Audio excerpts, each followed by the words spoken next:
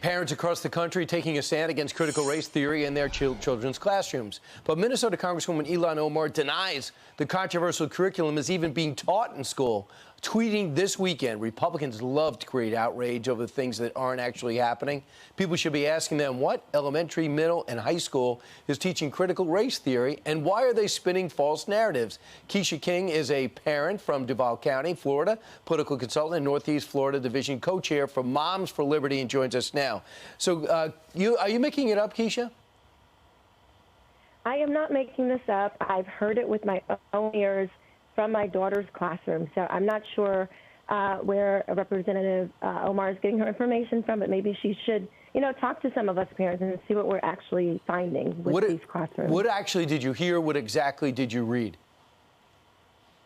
So I heard my daughter's teacher, she brought in several books that they were going to talk about, which is great. And some of them had some racial themes in them, which is fine. Yeah, let's have those conversations. However, when she started to explore those books, she started to break them down into their different groups and ask them by group their grievances, basically.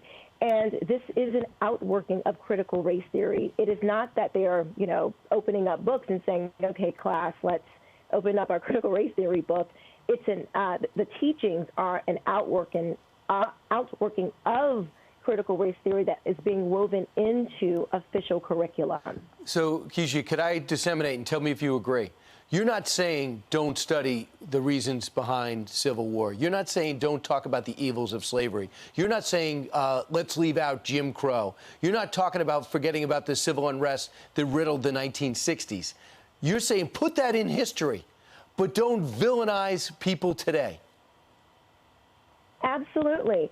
And let's talk about the success of Black Americans and our contributions to this wonderful American society. Those things are important. We want all of those things to be taught, the good, the bad, the ugly. That's not what critical race theory is.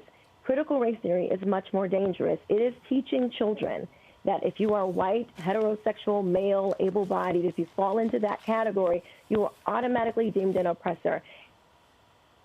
If you are anything other than that, you are automatically oppressed.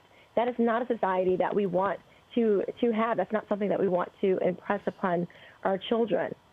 I have never seen something come up from the grassroots like it has. This is done not with at the highest level in Washington. They talk about what's going to get Republicans to win back the House or Senate. I'm seeing this in front of school boards, Board of Education seats that pay very little and demand so much time. Now people are running for it, are demanding recall of those seats. That doesn't happen from the top down. But Cornell Belcher, who's a political operative on the Democratic side, says the critical race theory is yet another tool in the racial tribal boogeyman's toolbox to drive and inflame tribalism, which Republicans think helps them in elections. This is a Trump 2.0 movement. He says the whole thing is coordinated. What do you say? I say that it is the progressive policies. It's the policies of the Democrat Party that are actually oppressing people. It is, I appreciate the GOP and I appreciate conservatives and Republicans coming out and standing up for this and shedding light on this issue. We don't want racism. We don't want more racism. I am so confused on how Democrats think that you can fight racism with more racism. So this is not a talking point. This is not some conspiracy theory. This is real. It is happening to our children, and if we don't continue to stand up, they will continue to press this upon our children. And they poked the wrong people when it comes to our mama bears, because when you mess with our kids, you have gone too far. MomsForLiberty.org to find out more information. Quisha, thanks for telling your story. Thank you so much for having me. You got it.